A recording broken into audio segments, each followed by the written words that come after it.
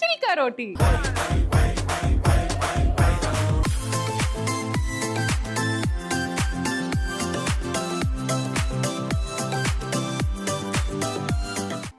ముందుగా ఇలా mixie jar పెట్టుకొని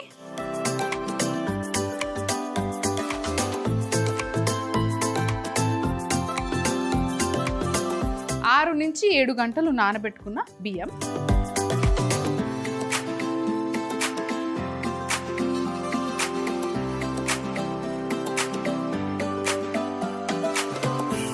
సో మనం 1 కప్పు బియ్యం తీసుకుంటే సగం కప్పుడు శనగపప్పు.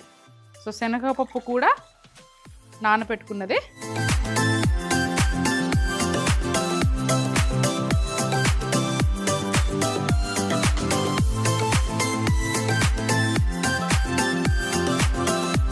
అండ్ కొద్దిగా జీలకర్ర,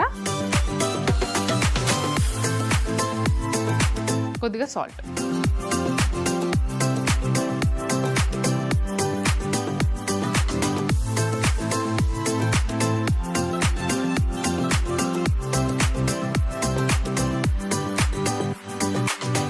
వదినా, చిల్కా రోటీ అనగానే పిండి, రోటీ అంటే పిండి తడపాలి కదా, ఈవెంట్ దోశల్లాగా పిండి పడుతుంది అని అనుకుంటున్నారా? ఇది పిండి తడుపుకునే రోటీ కాదు, దోశల్లాగా వేసుకునే చిల్కా రోటీ. చూపిస్తాను, ఆగండి.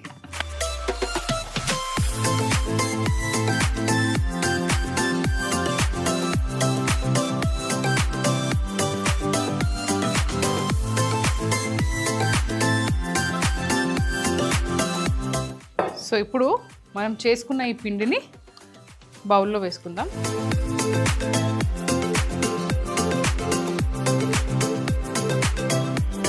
స్టవ్ ఆన్ చేసుకొని ప్యాన్ పెట్టేసుకొని అంతే, దోశలు వేసుకోవడమే.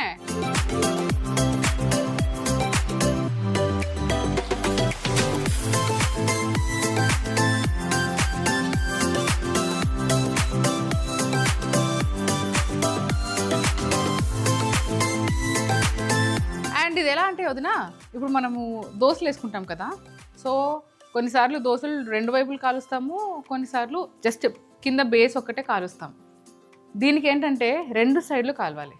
దోశ వేసిన తర్వాత, అంటే చిల్కా రోటీ వేసిన తర్వాత దాన్ని మళ్ళీ ఫ్లిప్ చేసి ఇంకో సైడ్ కూడా బాగా కాల్చుకోవాలి. అండ్ లావుగా వేసుకోవాలి.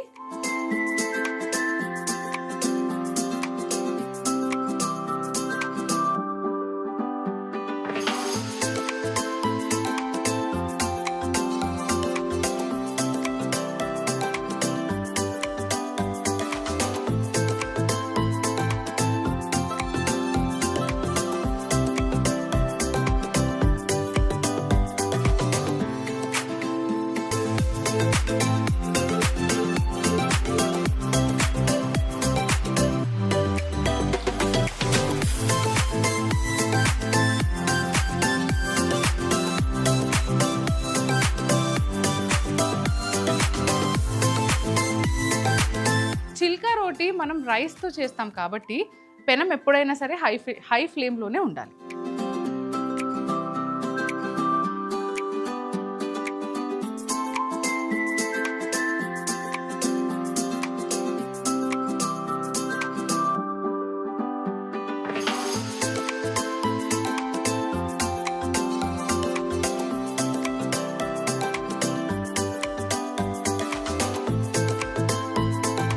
నాకు ఇలా చిన్నగా తినడం ఇష్టం కాబట్టి నేను చిన్నగా చేస్తున్నాను. సో మీరు కొద్దిగా పెద్ద సైజులో కూడా చేసేసుకోవచ్చు. వదినా, నేను ఇలాగే అన్ని చిల్కా రోటీలు చేసేసుకుంటా, ఆగండి.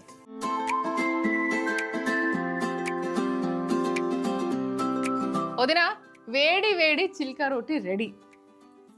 వావ్, ఆహా.